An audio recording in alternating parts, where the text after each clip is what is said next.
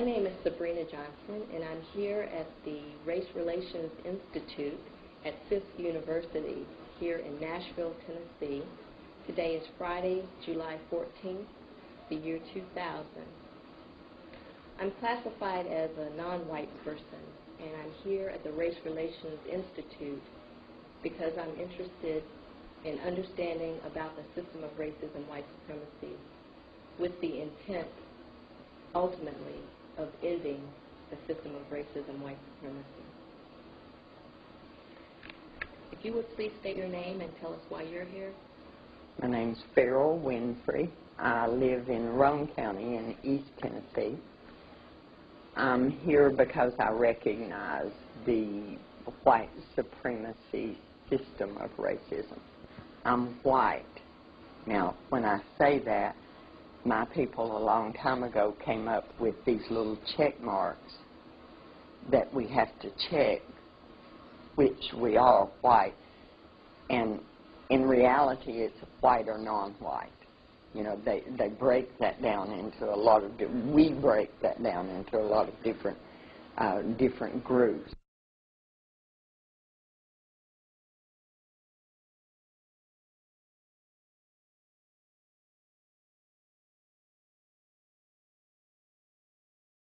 What we have done for hundreds of years, it can never be undone with words.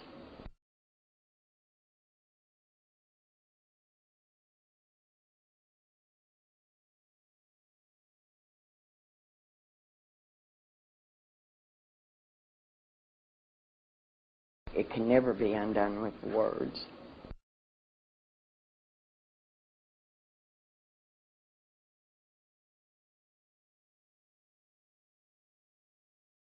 Racism is prejudice plus power. I had a conversation yesterday with a black man and he said that he knew some of his people who were racist, and I talked with him about that, because without the power to take that prejudice and actively place it into position to cause people to do or not do, then it is simply just prejudice. Without the power to take that prejudice and actively place it into position to cause people to do or not do, then it is simply just prejudice.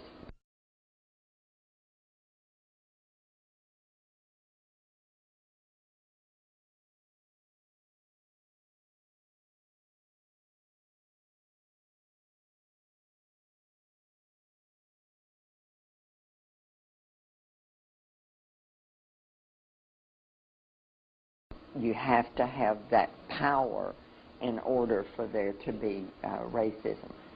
And most white people would look at me and say, I don't have any power. But we do have power. We have power just getting up in the morning and looking in the mirror and not having to think about race. That places us into a position to where our minds are clear and that it's a problem that we don't have to deal with. We don't think about it because we don't have to think about it. It's not something that completely controls our lives. So there, from the very beginning, when we wake up in the morning, then we have an advantage, and that advantage comes from the color of the skin. When we go into a store and we're not assumed that we're going to be a shoplifter simply because of the color of our skin, that is an advantage. When I walk down the street and I'm more safe, now that's not saying nothing would happen ever to me, but I would be more safe walking down the street alone than you would be. That is racism, because of that unequal playing field that's there that gives me advantage simply because of the color of my skin.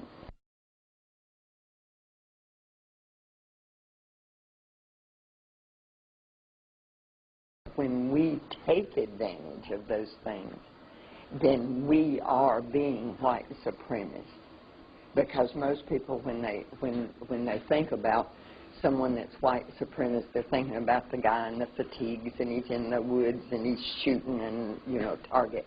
But I am being white supremacist when I accept an establishment that gives me more than it gives you.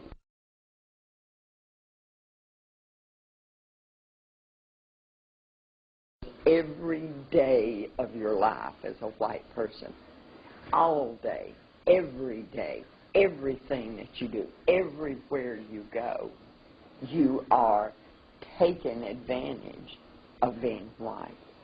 Most of my people, they don't think about that. They've never had to think about that, which is the greatest advantage of being white. They don't have to think about it.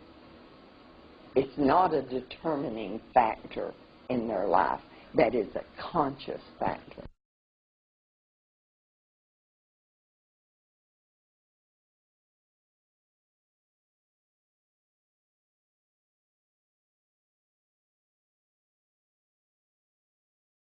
I don't actively celebrate the 4th of July because you don't have freedom. You're not free. You have oppression every day of your life. If you have children, when those children are born, you have to immediately begin to teach them what they cannot do in order to survive.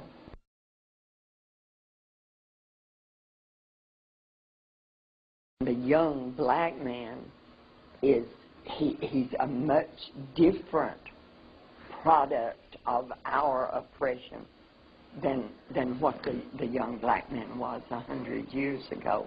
I don't want my children in a civil war in this country between black and white.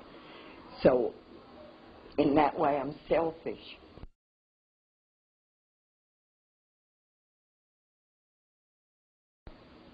I was born into a family where my father was an overt racist, my mother was a covert racist. But both of them had very strong, I always felt like my mother was more dangerous. My mother was more dangerous. My mother was more dangerous.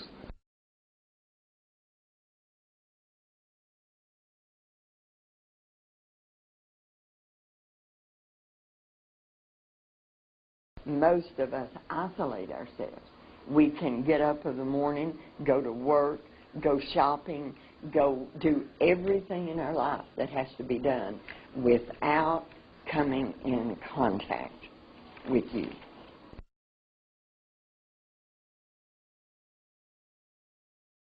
And don't tell me my best friend is, because I hear that all the time. My best friend is black. I don't want to hear that.